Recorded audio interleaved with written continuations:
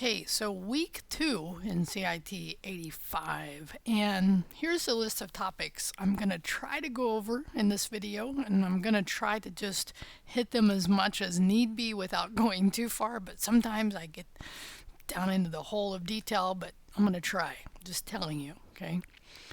So in this week, you're going to see in the first code along, right? So you have 2 code alongs this week. That's the first thing, is that I've changed the order a little bit. I had group work, and I'm going to change the name here, but I had that for the second item, but I decided after looking at it that I think it works better to get the HTML code alongs done, and then we'll do some work related to a really important topic on the second one that I'll try to touch on in a minute. Okay, so first, that's what's different. And what happened here is in the first code along, I ended up, in this one, in the written information that I provide, right, the instruction, I ended up talking about the HTML validator because I got tired of uploading to their site.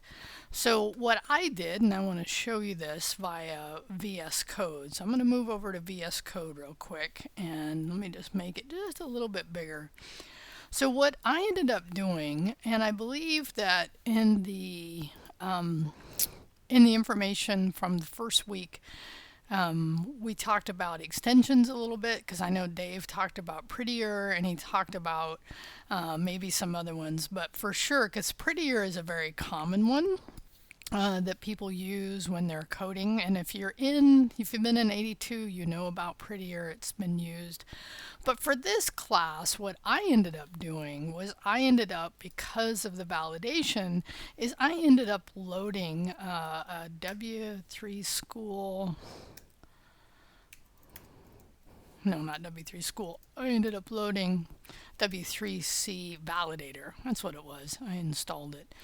Validator right here. So when I did that, which was really cool, you can tell I'm using it because it's if I click here, it'll disable it, so you can tell what's like this is not installed when you're searching on the extensions, and the way it looks in the browser. So you don't have to do this. This is just what we call this workflow kind of stuff. But let me show you what it looks like, and I think it's just much easier to use. In here, when I want to validate my file, I can come in here, and now look at this. It shows me I have one info, right? So I can come in here and I can look, and I'm going to go, oh, okay, that's a problem right there. And I'm wondering why that was a problem, because I had validated it before.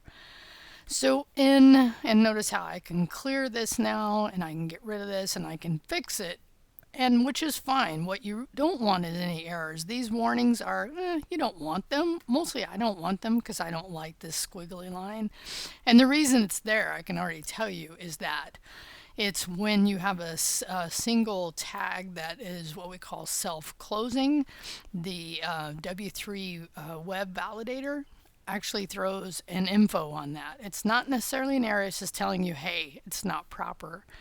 Now what happens, and the reason that gets placed in there, is because of the Prettier extension.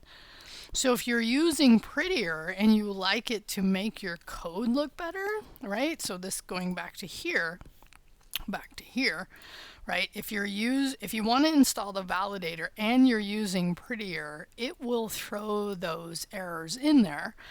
So I was like, okay, I just wanted you to know you don't have to do it that way. But in the process of thinking about this, it also got me remembering that I believe I did not cover something called autosave on the first one. So I want to talk about that, because that can affect something that you're going to see Dave do this week, which is, and you've probably already seen this, is when he saves the file, it automatically reformats it. Now, let's talk about autosave and then come back and talk about reformatting, okay? So autosave is set up, go to File, and you see autosave. Now, I love autosave because what happens is, if it's not turned on, right? When I'm making code changes, like if I'm doing a P and I do text, right?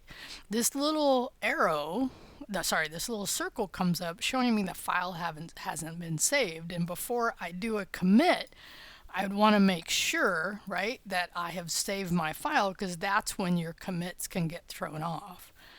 And so when you hit File, Auto Save, and let me just show you, see how it's not saved right now.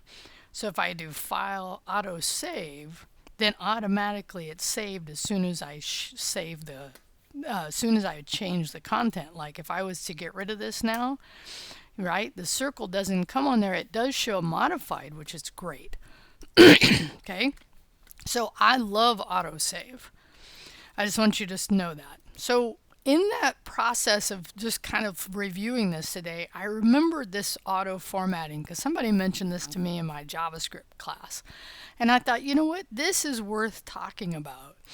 And so it took me a little bit to do some research, and I thought I'd go over to ChatGPT, and I thought, well, you know what, this is a perfect time to also start talking about looking for answers in chat. And here's what I've given you is I've given you the prompts that I used to figure out how to turn on auto reformatting, it should be, on HTML without using Prettier. And the reason I don't want to use Prettier, I'm going to reiterate this, is because it throws info errors into my validation. Okay. So here are the prompts that I used, and here's the output. So I first did, when using VS Code, can I automatically reformat my HTML on save without using the Prettier extension? And so I came over to chat and I asked that question, and I got this answer, which was pretty good, right? And it says, yeah, you can go to File and go to Preferences, and you can do Format on Save, and then you can make sure your default editor is set, because there's a default formatter in HTML that you can use as well. So let me just show you this, because at least on the Mac, this is not exactly where you find it. And this is also indicative of chat, is that, you know, especially when it's giving you specific directions, like in this case on an editor, it's going to reference a particular operating system, right? So what you really want to find is the settings. That's really what you want to find. And then we'll search for format on save. So let me first show you. So if I come over to here and I go to code and I go to settings, right? Now you can also come down here, and there's also a settings here, so you can go there. And what this allows you to do is set up custom settings for your particular environment. So I could do format on save, right? So I'm searching all the settings in here to get to format on save. And now notice mine is on. Yours may not be, and it probably won't be by default. And what happens here is that it should be doing what you saw Dave's editor do, which as soon as you start writing code, like if I was to put in a H4 here and I do test, that shouldn't be lined up. Like if this is, and this is part of why formatting is so helpful, right? And because I have that turned on, right, I showed you, right, it was already on, what should happen here, and I noticed I had to play around with this to make it work, is if I went to somewhere else and then I came back, sometimes it would work. Sometimes it would automatically reformat. And so I did a little more searching, and this is kind of the rabbit hole sometimes you go down, and it talks about format on save, and there's different ways you can set the editor. And so I was like, okay, and here's alternative extension, like there's an alternative extension other than Prettier called Beautify that you could also use. And then I asked the question, like, how do you make this work on autosave when you have autosave on? And so then I got a little more information about this, kind of the same thing I got before, but this is a very common thing to do, is try to get answers to common questions, especially HTML and CSS, but in this case we're talking about workflow. So what I decided is just to show you, about this save, auto save, show you why it's important. Also show you that even without installing the Prettier extension, you can come in here, right click and hit format selection, or you can do format document with. And what's nice here is it actually gives you, and I don't know if you can see this, but it gives you the option. You can see I have Prettier installed. Again, I don't use it because it creates HTML validation just infos. So I use the default, right? So in this case, I'm not using the autosave, I'm just using the manual, because for some reason, and it may be my setup or whatever, because it actually says that, like if I was to do a P here, right, it should be automatically fixing those for me, and it does sometimes. So, but if it doesn't, and this is where it can get frustrating, you can always come in here, format with, I'm going to say HTML, and notice what it does. It automatically formats it. The most important thing you want to walk away from this discussion with is that you want to have your code formatted correctly. And it's nice to have it automatically done if you can, if your setup allows for that. It's nice to have a validator that you don't have to upload to some site to get validated. And this is fairly common in web development, that when you do one thing, something else gets affected. And the other thing that's very common is asking chat to try to help you. So I thought, and I knew going into this it might be a little much, but I thought, you know what? I think it's good. All these things are good to talk about because it is just the reality of working on the web. Okay, so if you have any questions about that, you could absolutely reply with questions here, and I'd be more than happy to help out. Matter of fact, this is a great place to ask questions. Okay, so in this week, now that I've kind of gone over this, hopefully you have it, or at least have enough of it to where probably the most important thing, and I should probably move this up here, is, autosave is really handy, because if you don't autosave, you got to hit File, Save. Oh, you know what? Let me actually show you this. I did notice this is that when I did, like, let me do H3 because this is now not outlined correctly. When I did it that way and I had auto save, let's see if it does it now. If I hit save, yeah, it fixed it. I was like, okay, I love this. I love the web. Okay. So, but for me, I would rather just do it manually and have auto save on. You get to do your setup as long as you know that you want to save before you commit. That's the important thing. And I'm going to get rid of those because they're out of order. Okay. All right, so part of what this week in your second item, and I thought I'd introduce it here because I think it's really good to know about Markdown. As a matter of fact, in all of our code alongs, the kind of file that you're looking at is actually a Markdown file. So if you click on here, you're looking at this Markdown file out on the web, and it may look like a web page, and in a sense it's rendering the outside of GitHub, but what's in here is actually a Markdown file. And if I was to hit raw here, and you could do this on any of my documentation, you would see the Markdown that I've used. So what is Markdown, right? So what we've been learning so far, and you're going to learn a lot more this week, is markup. Right, so instead of markdown, we're learning markup. But there is this thing called markdown, and it is used as a simplified version. I'm giving you a link here to a cheat sheet to create markdown files. And the reason I'm bringing this up now is that you're going to need to create one of these for the second code along this week. And I recommend students, you create their own file, their own markdown file for their notes. And that way, as you move into each week, those notes can follow along with you. I will have you take some specific notes, like I said, like I'll do on the second one. But it's also good to keep your own. So coming back here just to show you, when we created our repos, now what you can see on my local system here is that these are my repos, and then as students submit work, I actually I bring all your code into my system to check it for validation, and I check your code. right? But in this case, the reason I'm showing you this is when you cloned in the first set up the environment, there is a default README file that gets created in the root. Right now, this root is something that is actually going to apply to our first code along. That I think I'll do a video just for that one because that's important to talk about. But inside of the week, right, you could create something like mynote.md. So if you want to create a file, you can name it whatever you want. That won't be for me to look at. It'll really be for you. You don't have to, but here's why you might want to. Is as we move through the course and I have you do some hands-on work, which I will do next week, sometimes looking at your own notes and remembering, oh yeah, this is how I did that specific, tags element, concept.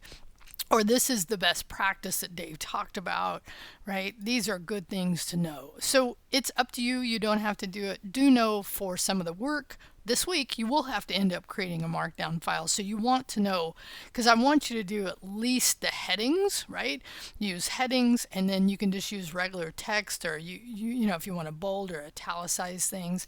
But it's pretty easy. Like if I was to come back over here and look at my notes, and I was to do, right, a heading, right, and then P. Let's just do this is content. Right.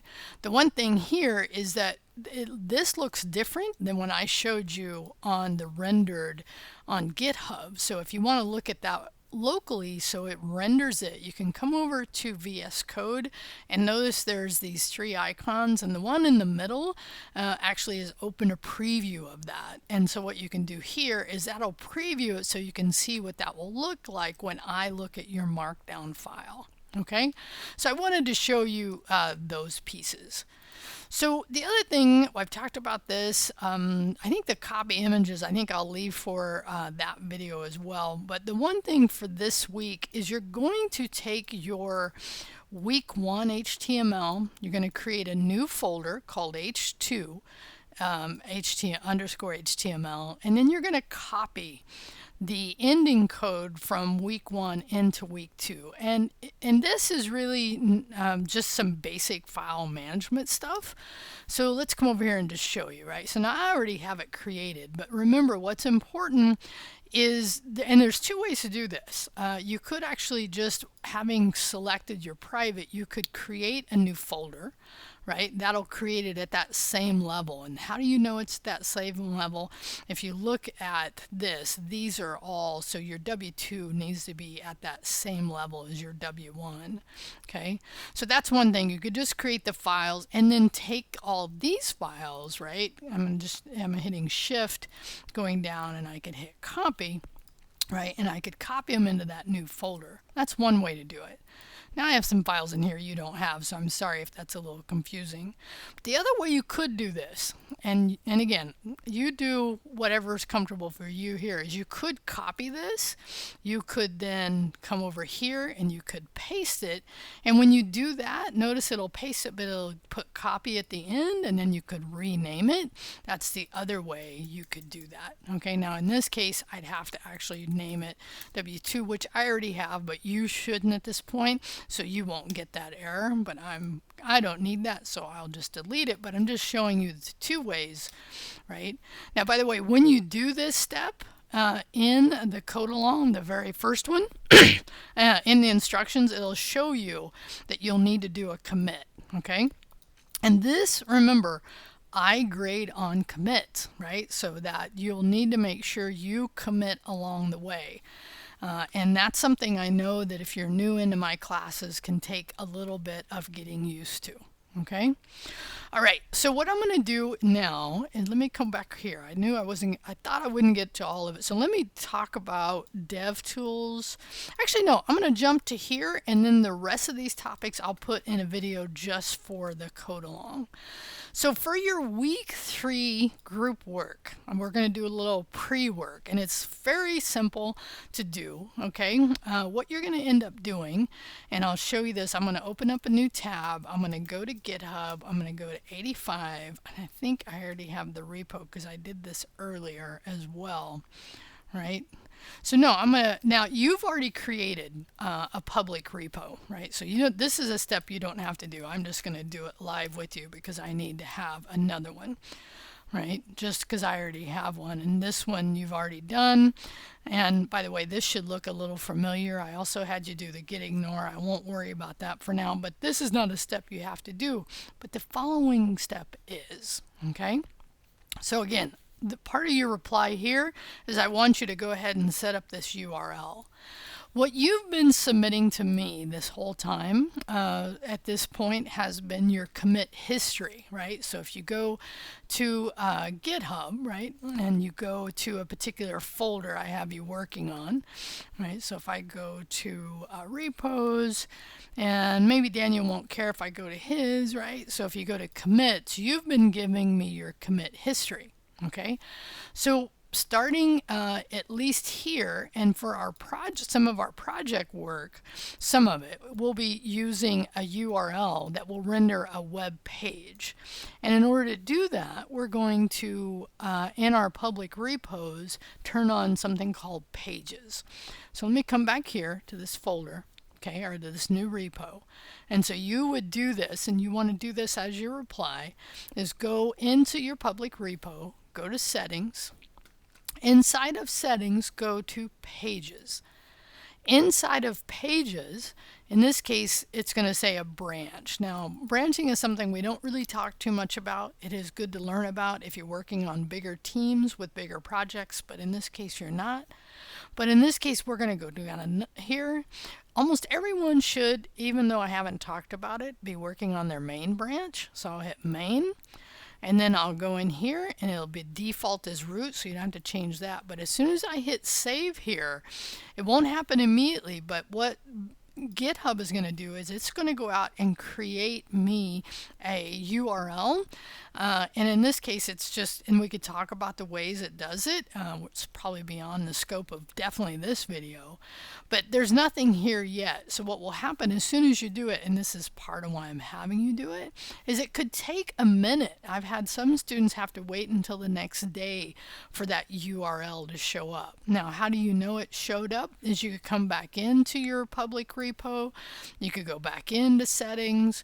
If you want to come back later and check it, and if it's still not here, just come back and check it a couple times. Eventually, you will see the URL show up. I'm just going to hit refresh, and it hasn't shown up yet. But let me just show you what these look like, right? So I still have one for another student. I don't think he'll mind, Dante, for my CIT82, right?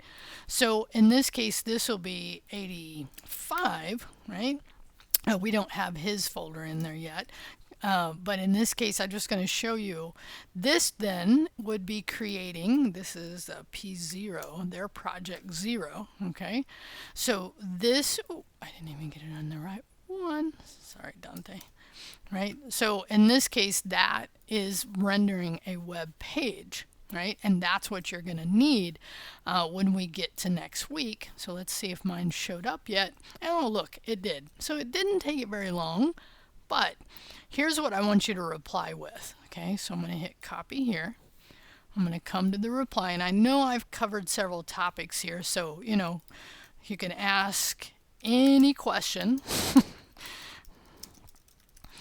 Okay, and make sure you post, and this is good. I'm going to post the URL and hit enter, right? The other thing you want to see is that when you hit that, place that URL there, notice how Canvas makes that a link. And if you come down here, you can actually see that it automatically created the href. We didn't have to do any of that. Canvas has some what we call IntelliSense, or also you could call it a WYSIWYG.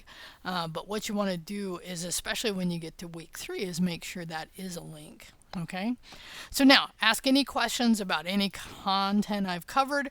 I will move some of these topics to the first video in the code along. All right, hope this helps you out. I'll talk to you soon.